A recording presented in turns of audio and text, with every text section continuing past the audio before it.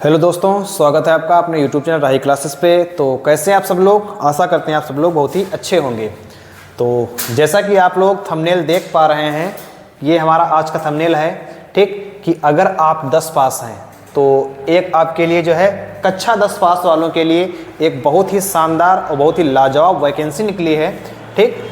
और जिसमें आयु क्या मांगी गई है? 33 वर्ष। अगर आप 33 वर्ष तक हैं या उसके नीचे भी हैं, ठीक, तो उसमें जो है आप फॉर्म अप्लाई कर सकते हैं। अगर 33 वर्ष के ऊपर है तो अप्लाई नहीं कर सकते हैं, ठीक। सैलरी 32,000, ठीक।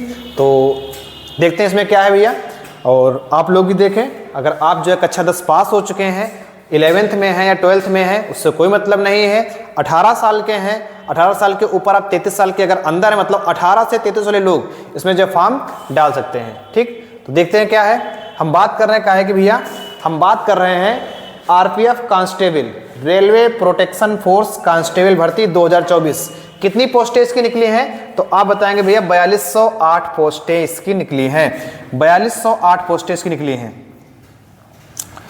4208 पोस्टें, ठीक। ये 2024 की हैं, ठीक। अगर आप कक्षा 10 पास हैं तो आरपीएफ कांस्टेबल की तरफ से 4208 पोस्टें यहाँ से निकाली गई हैं, ठीक। और क्या है इसमें क्राइटेरिया इनका क्या रहेगा?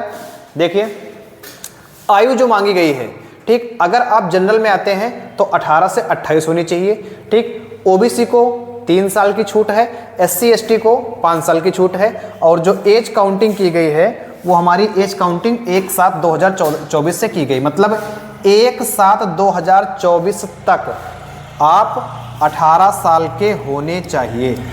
1 साल 2024 तक आप 18 साल के होने चाहिए। अगर आप जनरल कैटेगरी से बिलोंग करते हैं तो आप 18 से 28 के होने चाहिए। अगर आप ओबीसी से बिलोंग करते हैं तो 3 साल की आपको छूट मिल जाएगी, ठीक। तो 28 में 3 जोड़ देंगे तो 18 से 31 साल के आप डाल सकते हैं अगर ओबीसी में हैं। और अगर आप एससी एसटी में हैं तो 5 साल की छूट, मतलब 18 से 33 साल तक जो है आप इसमें फॉर्म डाल सकते हैं, ठीक। ये फॉर्म आपके जो है 15 अप्रैल से पढ़ना स्टार्ट होंगे।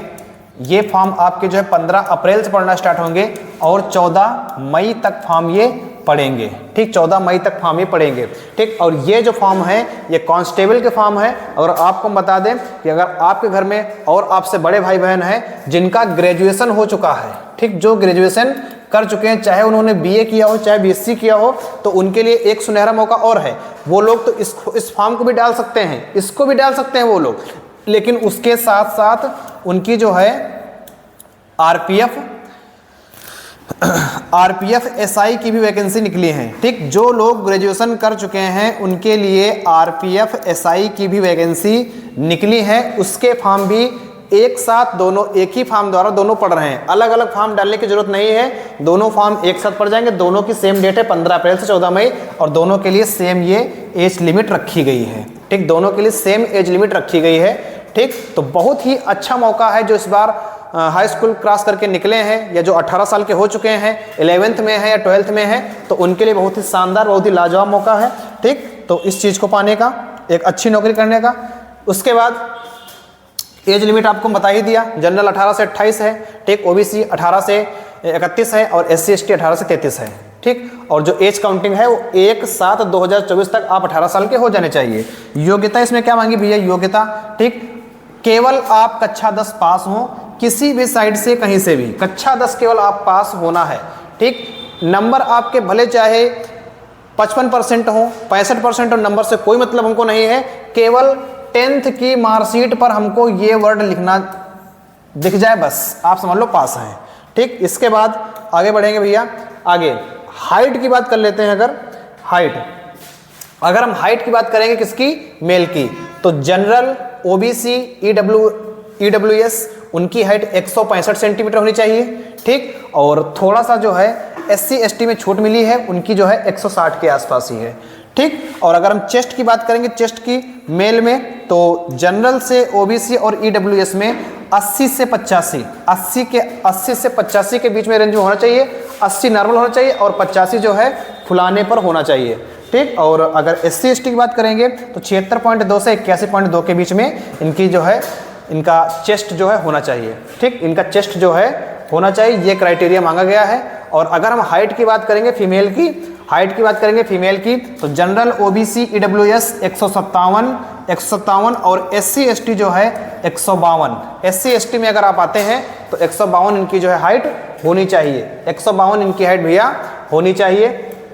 इसके बाद और हाँ यहाँ पर एक चीज बता दें कि फीमेल के लिए चेस्ट की कोई रिक्वायरमेंट नहीं है, ठीक। जो चेस्ट की रिक्वायरमेंट है वो केवल मेल के लिए है, फीमेल के लिए चेस्ट की कोई रिक्वायरमेंट नहीं है, ठीक है। इसके बाद हम आगे आएंगे आरपीएफ कांस्टेबल 2024 एग्जाम पैटर्न, ठीक। एग्जाम पैटर्न कैसा होगा, इसका प्रोसेस हमारा क्या होगा, प्रोसेस हमारा जो है सबसे पहले कंप्यूटर बेस्ड टेस्ट, मतलब आपका जो एग्जाम होगा वो ऑनलाइन एग्जाम होगा, कंप्यूटर पे आपका टेस्ट होगा ये, ठीक। और उसके बाद आपकी physical efficiency measurement test, physical efficiency measurement test.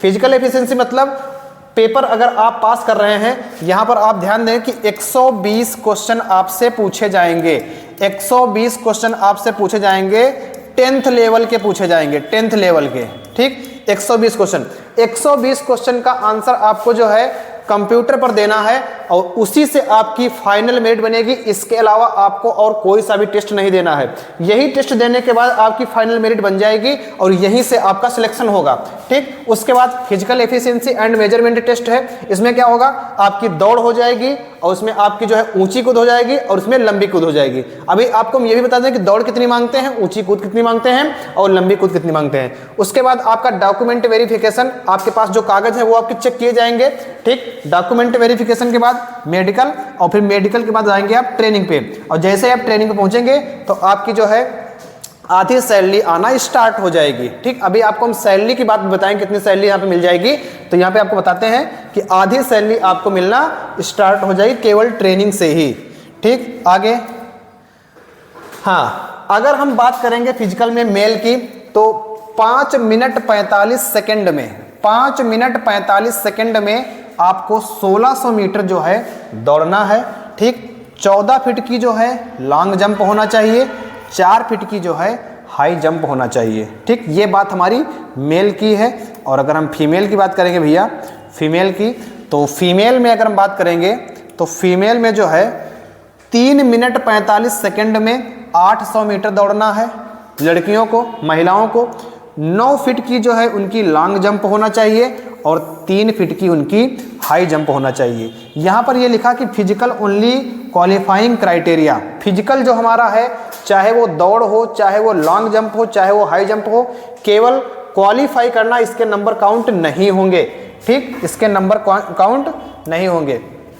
इसके बाद आपका एग्जाम जो होगा वो कैसा होगा, पैटर्न क्या रहेगा एग्जाम का, तो यहां जान लें मैथ्स के आपके 35 क्वेश्चन पूछे जाएंगे, रीजनिंग के आपके 35, रीजनिंग सारी पूछी जाएगी, verbal non verbal total reasoning पूछी जाएगी।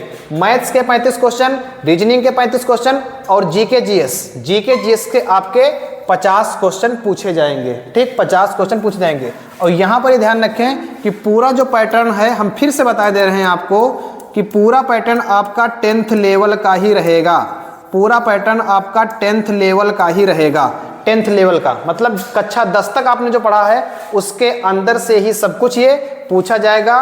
टोटल क्वेश्चन आपके 120 होंगे, टाइम आपका जो है 90 मिनट का होगा, 90 मिनट का, ठीक। और यहाँ पर आप जान ले कि सारे क्वेश्चन आपके ऑप्शनल हैं, केवल माउस से आपको टिक करना है, ठीक। हर क्वेश्चन के आपको 4 ऑप्शन दिए जाएंगे हर क्वेश्चन के, और 4 में से आपको एक ऑप्शन टिक करना है, ठीक। निगेटिव मार्किंग जो है वो 1/3 रहेगी, निगेटिव मार्किंग 1/3 रहेगी। 3 क्वेश्चन अगर आप गलत करेंगे तो एक सही वाला आपका कैंसिल हो जाएगा, ठीक है।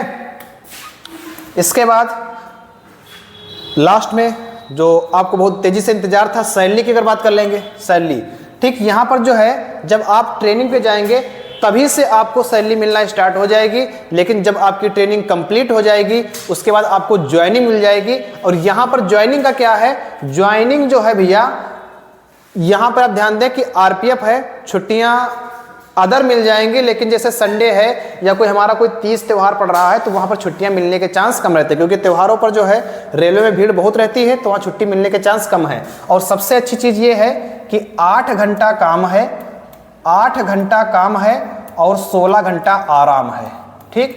मतलब आप एक दिन 8 घंटा काम करेंगे, एक दिन आप 8 घंटा काम करेंगे, उसके बाद अगली ड्यूटी आपकी 16 घंटे बाद ही लगेगी, ठीक। तो यहाँ पर जो हमारे हाई स्कूल के जो स्टूडेंट हैं या फिर इंटर के होंगे तो उनके पास यहाँ पर अपनी आगे की पढ़ाई करने का काफ़ी अच्छा, काफ़ी शानदार मौका है। 8 घंटे का काम करना है, 16 घंटे आराम करना है। 8 घंटे काम, 16 घंटे आराम, ठीक। और उसके बाद संडे या कोई तीज त्यौहार छोड़कर उस पर आपको छुट्टी नहीं मिलेगी, या बाई चांस मान लो कुछ समस्या है तो छुट्टी मिल जाएगी उस पर, लेकिन उसके अलावा बहुत सारी इसमें छुट्टी आपको मिलेंगी, ठीक।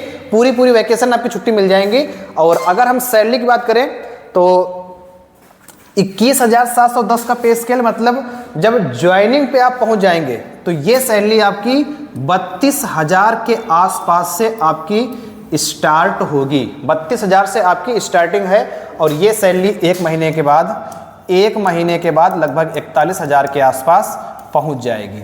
एक महीने के बाद लगभग 41,000 के आसपास पहुंच जाएगी, ठीक। तो बहुत ही शानदार मौका है ये तैयारी करने का। और 15 अप्रैल से इसके फॉर्म भरे जाएंगे। ये मान के चलिए कि 15 अप्रैल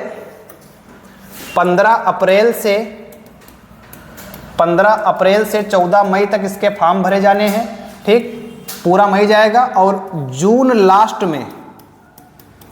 के लास्ट सप्ताह में इसके एग्जाम होने की संभावना है। मतलब जून में ही कह सकते हैं, जून में इसके एग्जाम होने की संभावना है, ठीक। तो बहुत ही अच्छा मौका है। जिन्होंने हाई स्कूल कंप्लीट कर लिया है या हाई स्कूल में इस बार निकले हैं या इंटर में आ गए हैं या ग्रेजुएशन में हैं, और जो ग्रेजुएशन में उनके लिए एसआई की वैकेंसी निकली है, ठीक, आरपीएफ एसआई की वैकेंसी निकली है, तो उनके लिए और एक अच्छा मौका, डबल चांस उनके पास है। और बाकी जो है जिन्होंने यूपी पुलिस का एग्जाम दिया है 60,244, तो उनका भी एग्जाम आने वाला है, वो भी जून में ही संभावना उसकी दिखा रहे हैं, ठीक। तो काफ़ी अच्छे एग्जाम लगे हैं। और अगर आपके पास मेहनत करने का जज्बा है तो इस जो है एक छोटी सी जॉब को, मतलब कि कक्षा 11 के बाद आप 32,000 के मालिक बन सकते हैं, ठीक। घर बैठे आपका पैसा आएगा, बस केवल आपको 8 घंटे काम करना है। अगर आप यहाँ के कोई क्षेत्रीय हैं, आसपास रहने वाले हैं, ठीक, अगर आप राही क्लासेस से परिचित हैं तो आप जो है इस नंबर पे कांटेक्ट करेंगे, ठीक। यहाँ पर जो है आरपीएफ कांस्टेबल, आरपीएफ एसआई का जो है ऑफलाइन बैच चल रहा है। आरपीएफ कांस्टेबल और आरपीएफ एसआई का ऑफलाइन बैच चल रहा है। तो आप यहाँ पर आ करके उस बैच को अच्छे से ज्वाइन करके अपने जो है सपनों को साकार कर सकते हैं, ठीक। और अगर आपको कोई मतलब इस पर जानकारी लेनी तो आप इस नंबर पे अपनी जानकारी ले सकते हैं, 89 53 53 54 60 पे, ठीक। कि बैच की टाइमिंग क्या है, कितने बजे से कितने बजे तक चलती है, ठीक। पूरी जानकारी आपको बताई जाएगी, ठीक, इस नंबर पे, ठीक। इस नंबर पे आप कॉल करें, आपको जानकारी दे दी जाएगी। ऑफलाइन बैच भी चल रहे हैं, अभी ऑनलाइन तो बैच नहीं चले, लेकिन ऑफलाइन बैच यहाँ पे चल रहे हैं। तो जो भी कक्षा 11 क्लियर कर चुके हैं उनके लिए काफ़ी शानदार मौका है, ठीक। एक छोटी सी एक अच्छी नौकरी लेने का, ठीक। और कांस्टेबल की नौकरी है, प्रमोशन तो आगे होते ही रहते हैं, कांस्टेबल से दरोगा, ठीक, एसपी डीएसपी सब आप बनते चले जाएंगे अगर आपका काम अच्छा है तो, ठीक। तो अगर आप करना चाहते हैं इसकी तैयारी, ठीक, अगर आप क्षेत्रीय हैं तो जरूर एक बार आएँ, क्लासेस संचालित हैं, चल रही हैं, ठीक है। और अगर अपनी क्लास करें, क्लास करने के बाद अपने सपनों को साकार करें, ठीक। तो काफ़ी अच्छे से इसको ध्यान से देखें, समझें और एक बार जो है इस पर विचार जरूर करें। थैंक यू, धन्यवाद।